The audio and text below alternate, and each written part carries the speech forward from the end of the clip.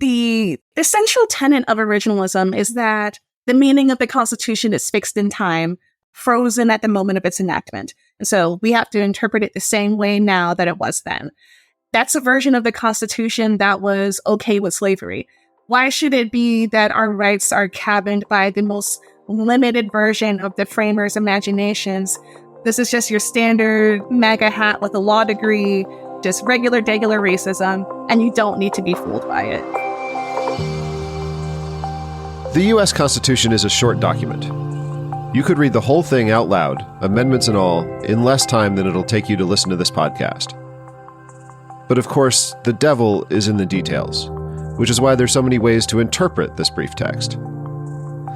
My guest today says that conservative justices on the Supreme Court are using this interpretive malleability in bad faith. As a result, the very people that many constitutional amendments are meant to protect are getting excluded from our democracy. You're listening to The Context. It's a show from the Charles F. Kettering Foundation about how to get democracy to work for everyone, and why that's so hard to do. I'm your host, Alex Lovit. Today, I'm speaking with Madiba Dennie. She's the author of The Originalism Trap: How Extremists Stole the Constitution and How We, the People, Can Take It Back. She's also deputy editor and senior contributor at the legal commentary site Balls and Strikes. Madiba is going to tell us what the conservative supermajority on the Supreme Court is up to, why it matters for each of us, and what we can do about it.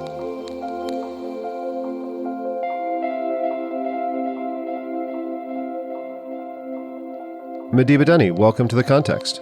Thanks so much for having me. I really liked your book, The Originalism Trap: How Extremists Stole the Constitution and How We, the People, Can Take It Back. Tell me, why'd you decide to write that book? Well, I think the really sort of driving impetus that sort of pushed me over the edge to write a whole book about it was when the Dobbs draft leaked. I think that I had known for a long time that originalism was basically intellectually and morally bankrupt. But when the Dobbs draft leaked, I think that was sort of a shift for me. Seeing this opinion and being like, okay, the court is really going for it. They're really going to say that women didn't have rights then, so we can't have rights now. That's basically what the opinion says. That was just so horrifying to me. The idea that both they would do that and that there would be a mass of people out here in the country who assumes that's must be the way that law works, must be the correct and appropriate way of making legal decisions, that they might not feel like they are empowered to say that there's something both morally and legally wrong with this. And so I wanted people to know that they are right, they are justified in their outrage, that we can and should be making our legal decisions in a different way. Just as a quick aside for listeners who may not know, the Dobbs decision was the decision overturning Roe versus Wade, ending the constitutional right to reproductive freedom. And that was decided back in June of 2022. And you've just said that the justices made an originalist argument in the Dobbs decision. Could you just concisely describe what originalism means? Sure. Originalism is the idea that the meaning of the Constitution is fixed in time, and we have to understand the document today the same way that it theoretically would have been understood when it was enacted. Well, thanks. That's perfect. Now let's get back to Dobbs. How is the Dobbs decision originalist? Right. So Alito basically takes us on this amateur history tour in the course of the Dobbs opinion and counts up the number of various laws on the books in some states or even some colonies if he was looking at pre-state laws, and says that I don't see any evidence that abortion was a protected right, so you can't have that right now. And this is foolish for a variety of ways. One is that the history is just wrong. Premier historical organizations submitted amicus briefs and have spoken out saying at a minimum abortion was protected, or at least it wasn't even recognized as having an abortion in the way that we might understand it today until at least quickening, which was the term used to describe when the first motion of the fetus was felt. And Alito just acts as if abortion has always been recognized as wrong, and so women can't have that right. This is just an absurd way of doing law. And so on one level, there's, the history is just incorrect. But I think on a more important level, why should we be governed by this history in the first place? Like, why should it be that our rights are cabined by the most limited version of the framers' imaginations as relayed to us through this game of historical telephone? One more sort of glaring problem that I'll raise was that there were two originalist decisions decided back to back in 2022. There was the Dobbs decision overturning Roe v. Wade and rescinding the right to abortion. And there was the Bruen decision, which dramatically expanded gun rights, saying that gun legislation is basically presumptively unconstitutional unless you can point to a sufficiently similar law, something that Clarence Thomas finds analogous enough from sometime 200-ish years ago. He doesn't really narrow in on precisely when, because it's really a sort of flexible moving target for whether or not he likes the law. But so we have these two back-to-back decisions. And something astonishing that really emphasizes the illogicality of originalism is that in Bruen, the court says, well, if states weren't regulating guns in a particular way, it's because they knew they didn't have the authority to do so. It's because they knew it was unconstitutional. That's why they didn't do it. But in Dobbs, which again, they were decided on consecutive days, in Dobbs, the court said, even if a state didn't ban abortion, that doesn't mean they thought they couldn't. And so in both cases, they're using the absence of legislation to make directly conflicting inferences about the authority of the legislature, really exposing that all of this is just nonsense to produce the results that the conservative legal movement wants.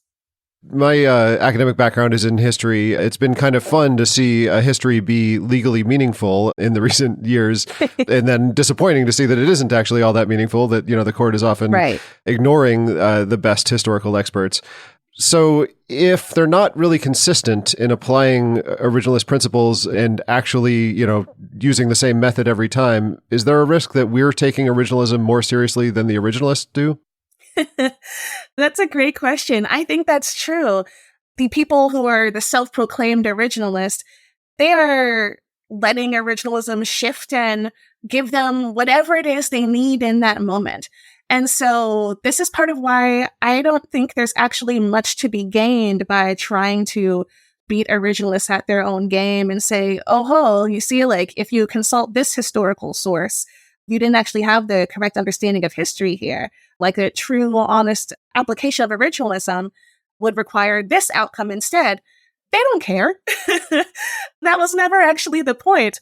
Like, that wasn't actually what they were setting out to achieve. It was good marketing. It was good branding to say that this was a objective method and could produce consistent results, and that this was true to what the Constitution means. All of that sounds great. But in terms of what they were actually setting out to do, and in terms of what they actually have done, that is basically clearly furthering the goals of the conservative legal movement. Something I say in the book is that basically the Venn diagram between the results that originalism produces and the policy platform of the Republican Party is a circle. It completely overlaps. Well, can you spell out a little bit further, what are the goals? So if originalism is a bit of a veneer, if it's more marketing than actual guiding practice, what are the goals that the court is seeking? So I would say that as originalism ties, ostensibly, our constitutional understanding to a point in history, what they're seeking to accomplish is to literally turn back time, to undo all of the advances of the civil rights movement, of the labor rights movement, of the women's rights movement. They're trying to pare back all of the successful struggles for a more egalitarian society that have happened over time by sort of establishing a presumption that if it didn't happen yet, there's something wrong with it. It's not okay. It is basically putting a burden from the start on all of us who have ever had to fight for our rights. You've written a whole book about originalism. even if it is marketing, you think it's important to kind of dismantle the argument for that marketing. Yeah. Can you spell that out a little bit? Why was it important to explain the faults of originalism if originalists aren't all that consistent in it in the first place? So you mentioned earlier the idea that some folks who might not even think of themselves as originalists are taking originalism more seriously than the self-proclaimed originalists are. And I think there's a real danger in that, and that it sort of inherently limits our legal interpretive tools. It's sort of conceding this ground to them that originalism is a correct way of doing law in the first place. Like if you're trying to fight them on that ground and say, oh, well, the better originalist outcome is this, you're still saying there should be an originalist outcome. And I wanted people to understand that they don't need to fight on that ground. I wanted folks to understand that basically originalists have been lying to them for decades. Well, speaking of that, you've proposed an alternative way of interpreting the Constitution, which you call inclusive constitutionalism. What is inclusive constitutionalism? Well, the main idea of inclusive constitutionalism is basically that the purpose of the Constitution, as transformed by the Reconstruction Amendments, is to make an inclusive democracy real. I'll take a step back in case any listeners aren't as familiar with the Reconstruction Amendments off the bat. Reconstruction Amendments is the term that applies to those amendments that were ratified in the immediate aftermath of the Civil War, the Reconstruction era. So we have the 13th Amendment, which constitutionalized the abolition of slavery with a notable and unfortunate exception for people who have been convicted of certain crimes. We have the 14th Amendment, which extended equal protection of laws to all people, which established birthright citizenship, which provided for due process of law, protection for people's like liberty and property rights, and so on and so forth. There's a lot packed into this amendment. It also tried to reduce the political power of insurrectionists for what that's worth. And we got the 15th Amendment as well, which constitutionalized a prohibition on racial discrimination in voting and elections. And so what we see here is this comprehensive approach to redefining the rights and redefining citizenship for the formerly enslaved Black people in America. We see that for the first time, the Constitution rejects whole cloth the racial caste system that the country was built on. And instead, it tries to like actively pursue building a just society. The point of these amendments was to change citizenship, to like rethink what people's rights are, to rethink the relationship between the federal government and the states and what sort of responsibilities the federal government has to protect people's rights. And this gets basically ignored by originalists, by and large. Like suddenly when you reach the post-Civil War, originalism stops. But I think that there is a really important lesson for us embodied in the Reconstruction Amendments, because originalists are telling us that everything has to stay the same. Things can't change. But the Reconstruction Amendments are literally instructing us to change. We got these amendments in order to remake society, in order to make it more equitable, more egalitarian, to actually include the people who elites had pushed out of the political system, to actually recognize their rights. And people have used the Reconstruction Amendments over time to further reevaluate, reconceptualize what their rights should look like, and to push for broader social acceptance or like broader economic protection. So I think that this is what inclusive constitutionalism instructs us to do. It's saying, take that seriously, this command that the Constitution gives us to build an inclusive, multiracial democracy. Yeah, well, and as you point out, the Reconstruction Amendments are just as much a part of the Constitution as anything else, so it's just as valid to base interpretation on the 14th Amendment as it is on the second. Right, if not more valid. They sort of recast everything that came before it. We got just a fundamentally different way of thinking about the law and thinking about how our country should be structured in a way that everything sort of preceding the Reconstruction Amendments didn't do at all. That's a version of the Constitution that was okay with slavery. The Reconstruction Constitution is not. I think a lot of constitutional scholars in recent years have soured a bit on the Constitution, including some friends of yours, or making pretty fundamental critiques, suggesting potentially a constitutional convention, let's start from scratch. You have a more optimistic view. Why do you think it's useful to be more optimistic about what the current Constitution can do for us? Well, there are a couple of reasons here. I think one is I don't want to concede. I don't want to give up the things that are already there, that I would argue are already there. I am absolutely down with more amendments to the Constitution, but I don't think I need to start from scratch. So that's point one.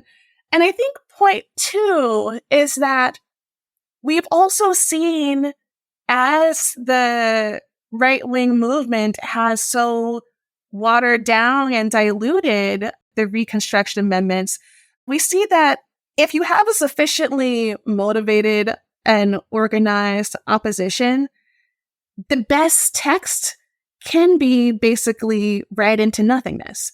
We have the 15th Amendment, which, as you said, very straightforward, no racial discrimination in voting. And yet we still had the Supreme Court gut the Voting Rights Act, which is the primary way that the federal government enforces the 15th Amendment. And so even if we had new constitutional amendments, if we did not have a sort of method of interpretation to back that up, if we didn't, have a way of reading it, those amendments could still just wind up as words on paper and without any actual meaning in our real lives. I don't want us to think that we can just make a new amendment and everything will be fine, and then the conservative legal movement continues to just sort of make that amendment meaningless in practice. So we need to say, this is how these amendments should be read. This is what these things should mean. I think we need both of these. We need to do the structural changes, but we also need the societal and interpretive changes, because one without the other is still going to leave a lot of people left on the margins of society. Well, so that's a pretty powerful argument about a decision in the recent past that has been damaging to American democracy. Do you have your eye on any cases in this current court term? Oral arguments just started. Do you have any cases that you're worried about this term? So as far as cases that we've already heard oral argument in, Scrimetti. Definitely Scrimetti.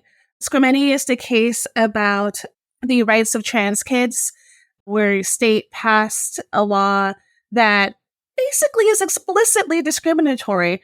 The way the law works, it says that youths cannot access hormone therapy if they are getting it in order to live as I'm using a lot of air quotes here, or using this to live as a different sex. So live as a sex that is not their own. They phrase it in some sort of offensively like that. So it's if a kid who was assigned male at birth wants to get hormone therapy because they are uncomfortable with the sound of their voice, they think it's too high pitched, it feels too feminine, so they want to lower the pitch of the voice to better conform with a male identity, that's A-okay. The law doesn't touch them. But if a kid was assigned female at birth and also feels very uncomfortable with the pitch of the voice, and they also want to better conform to a male identity, that kid's not allowed to get hormone therapy under the law. So that seems like pretty straightforward sex discrimination. It also seems like pretty straightforward discrimination against the status of just being transgender. This law is motivated by hostility and animus. So there are multiple equal protection problems under the 14th Amendment of the Constitution with this law. And the court is dominated with a right-wing supermajority. And I don't feel good about the odds of this case, honestly, which is deeply worrying for the trans kids in that state where it will apply, but also more broadly to literally everyone. Because then if the court upholds this law against a 14th Amendment challenge, it would be saying that it is okay to pass a law that literally discriminates on the basis of sex. And it is okay to target a group of people, to target a marginalized population and like enact a law to harm them. That's horrifying. And so I think that it is very scary to be a trans kid in those states, but really to be any person who is part of a community that has been marginalized at any point in time. This case could be a really explicit threat.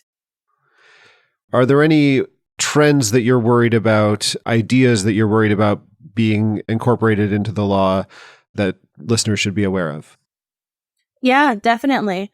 I think something that has been bubbling up with more and more frequency over time is basically constitutionalizing this like white grievance idea of like reverse discrimination, saying that like the real discrimination is trying to do something about discrimination.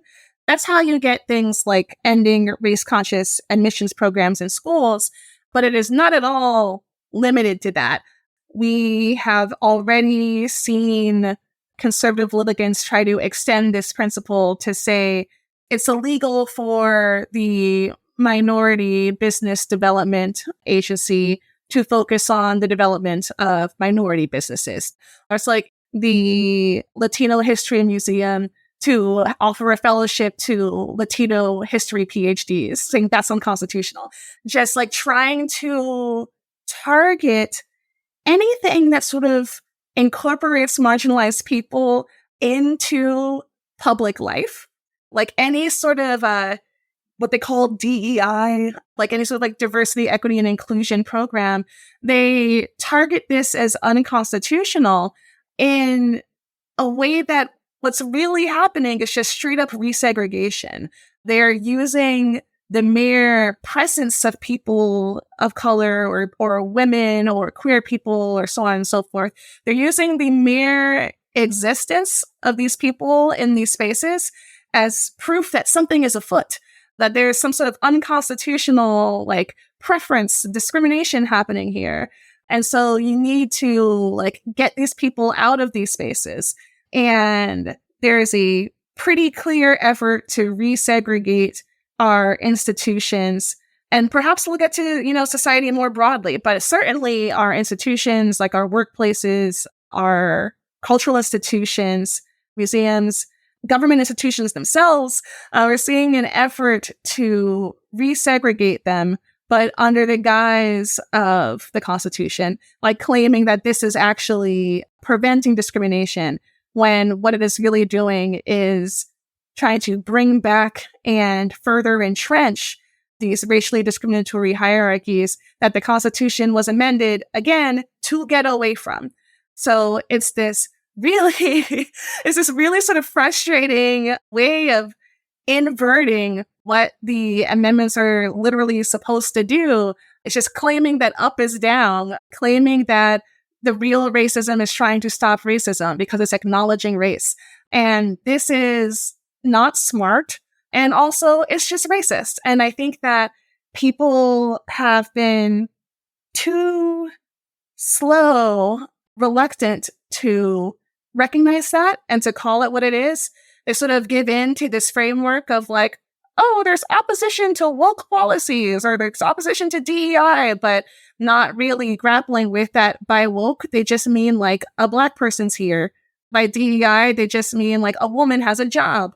And so we need to understand that this is all actually about cloaking these really regressive, reactionary politics in the Constitution and just sort of upending everything it's supposed to do. Yeah, well, it's pretty Orwellian, using the very civil rights amendments of the Constitution and civil rights law to attack civil rights. Yeah. Is there anything that being aware of that threat that, how does that help us for citizens to, be aware that that's a trend that we should be watching out for? I mean, I think it's helpful to know about in that, secrecy only serves the perpetrators. If they're able to just sort of do this quietly, it makes their lives easier if people don't really know that they're doing that, because then they get to avoid any sort of friction. They get to avoid pushback.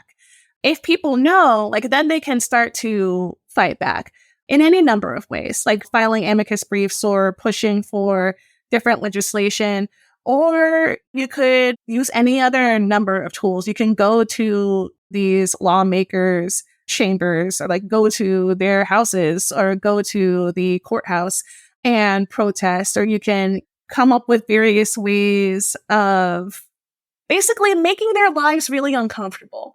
I think that it can be useful to try make it less painful or like less irritating for people to just have to like give in and do the right thing than it is for them to continue trying to do the wrong thing if you make it just like really insufferable for them.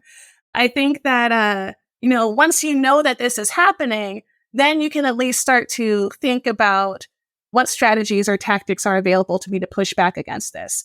But if you don't know about it, then there's no pushback to begin with. So I guess knowledge is the first step. Let's talk a little bit about the elephant in the room, which is Donald Trump. So he has recently been elected to a second term in the White House. He seems to be being a lot more aggressive in his second term than he was in his first, especially about pushing legal limits. There's this phrase that gets thrown around a lot recently, constitutional crisis. And usually what people mean by that is a case where a court makes an order, and courts famously do not have an army, and some other branch of government basically just ignores the court order. We're seeing hints of this in the Trump administration right now. Oh, yeah. Some judges are claiming that he is violating court orders. J.D. Vance is out there saying, maybe he should just ignore orders. Do you think that it's likely we're going to see a constitutional crisis in that kind of sense? And if so, what does that look like? How does that play out? Yes, absolutely. I think we're definitely going to be, if not already, we are already in a constitutional crisis. You've called it. It's official. And that is only one of the constitutional crises that we are in. There are multiple constitutional crises happening right now. One of them is the rejection of court orders. I'll admit, I do actually think there are some cases where it would be reasonable to ignore a court order. I think those circumstances, like I can imagine some where I would be fine with that, but this is not one of them. And I think there's a particular danger, as we're talking about the Office of Management and Budget, like funding freeze and the court orders around that. I think there's a sort of dual problem in that, one, you have the Trump administration usurping the congressional power of like appropriations, very sort of openly and flagrantly like violating all of those funding statutes and other regulations, taking away money that Congress, which has the power of the purse, set aside for a purpose. So like they're breaking that law in a way that's very obvious. Like there's not like a dispute. So for them to break that law and for the court to then step in and say, hey, we see you breaking that law, stop that. And Trump to say no, like checks and balances, what are those? This clear disregard of both other branches makes a really concerning statement about the extent to which they don't care about the law. The other constitutional crisis that's been on my mind a lot recently is the role of Elon Musk in government.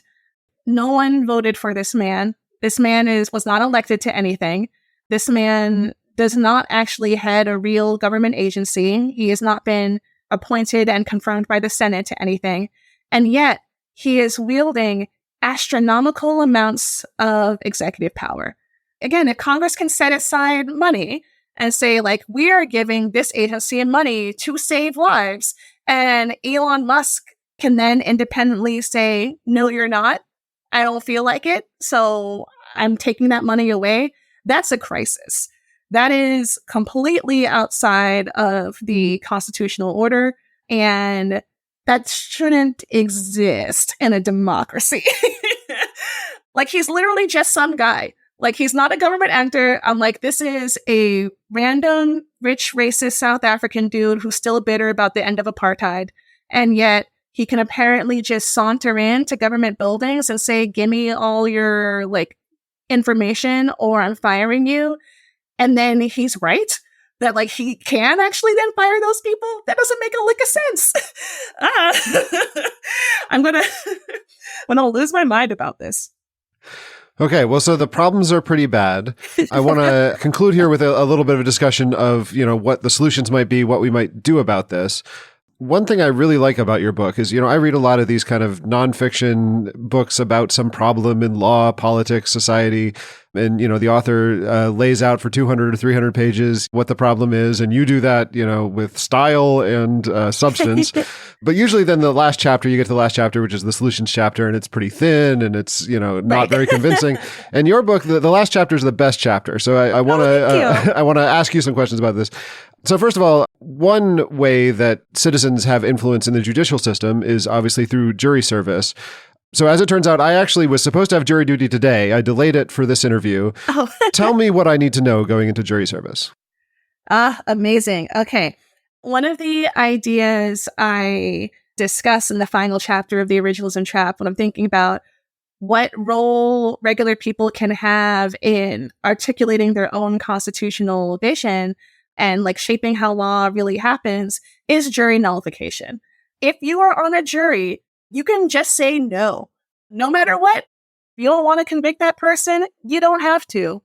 That's what jury nullification is. If you believe it is unjust and believe that what they did should not be illegal, it doesn't matter if they actually, violated the terms of the law.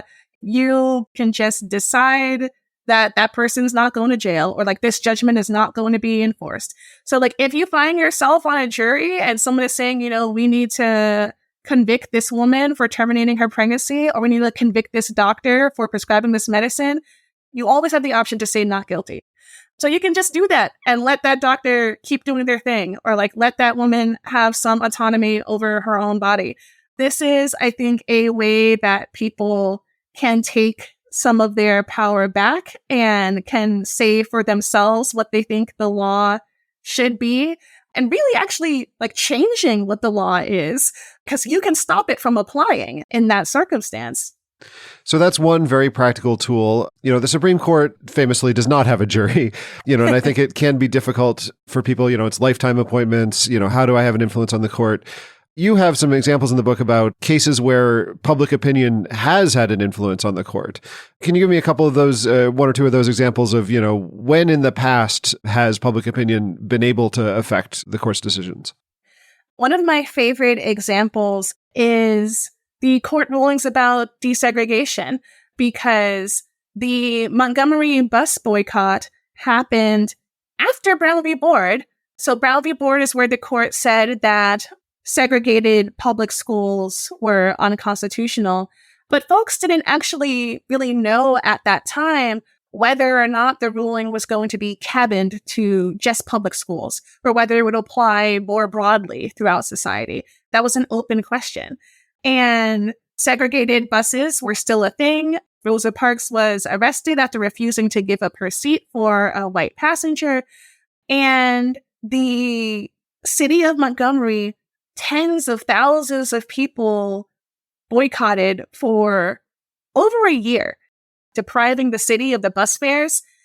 They basically said what they believed the Constitution meant, and that they said, I believe that segregation is unconstitutional. I believe that segregated buses are unlawful, and that I have the right to take this bus and to sit where I please. And I am going to basically act out that vision by saying that we're not riding these buses at all if they're going to be like this, because that's unlawful.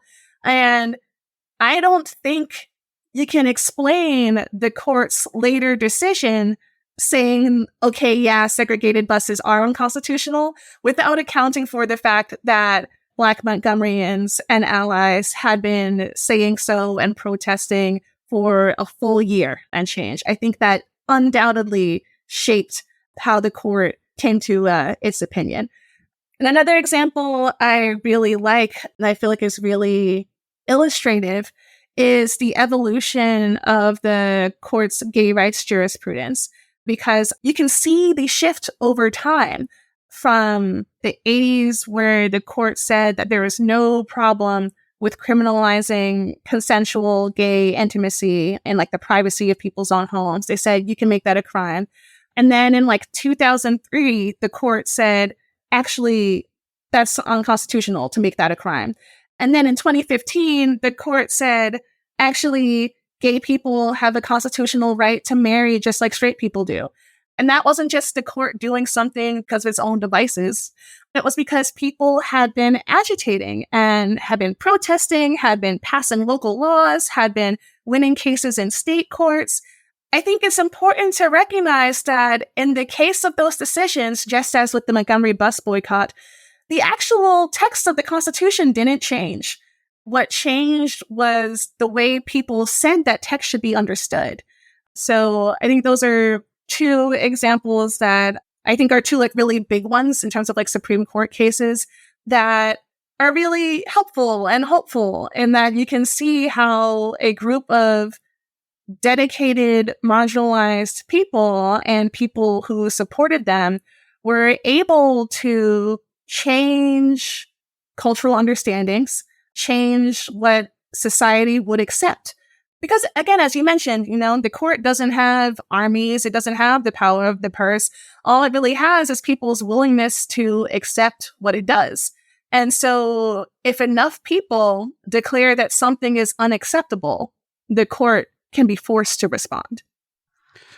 With all that in mind, so if listeners to this show are thinking, I'm pretty worried about originalism, I'm pretty worried about the constitutional crisis we're in right now, what advice do you have for what citizens can do right now? I think my advice would come in two parts. Part one is pick an issue. It is very easy to get overwhelmed with the abundance of bad that is happening. And so I wouldn't want people to try to do everything and then find themselves unable to do anything because they're so burnt out and exhausted or depressed just because of like the great weight of it all. So I think you can choose something that you care about and just sort of like focus on a thing. If we all sort of do a part, we're still getting to the whole. You don't have to try to do the whole part yourself. So step one, I think, would be sort of choosing a thing you care about. And then step two would be finding a way to sort of act out that vision in the same way that like people who did the Montgomery bus boycott sort of acted out that they thought these buses were unlawful. Is there a way that you can sort of act on your legal vision? We mentioned the 13th Amendment formally abolished slavery. I think that someone could argue that a constitutional right to be free from forced labor necessarily implies a constitutional right to stop laboring and negotiate your work conditions. If you want to like unionize your workplace, you can do so and claim it's your constitutional right. Has the court said it's a constitutional right yet? No, but whatever. You can say it anyway and act on it and rally enough people to also start thinking, yeah, you know what? Unionizing is a constitutional right. And start shifting that understanding as to what the law requires. So I think that it is going to vary issue by issue. There's not like one set strategy, I think. But I think for whatever issue we care about, it is going to intersect with the law in some way, more likely than not. And we can find a way, working with our communities, working with our loved ones, to think about how can we sort of act out our vision? How can we sort of fake it till we make it and like make the sort of formal powers that be accepted after we get like enough regular people on board? Well, Madiba Dennie, thank you for your mixture of optimism and practicality, and thank you for joining me on The Context. Thank you.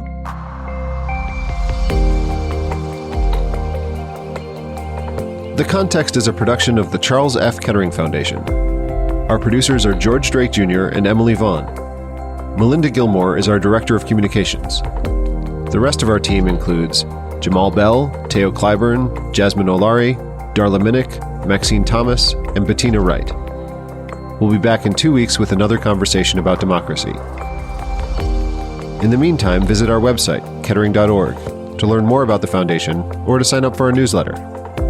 If you have comments for the show, you can reach us at thecontext@kettering.org. If you like the show, leave us a rating or a review wherever you get your podcasts, or just tell a friend about us. I'm Alex Lovit. I'm a senior program officer and historian here at Kettering. Thanks for listening.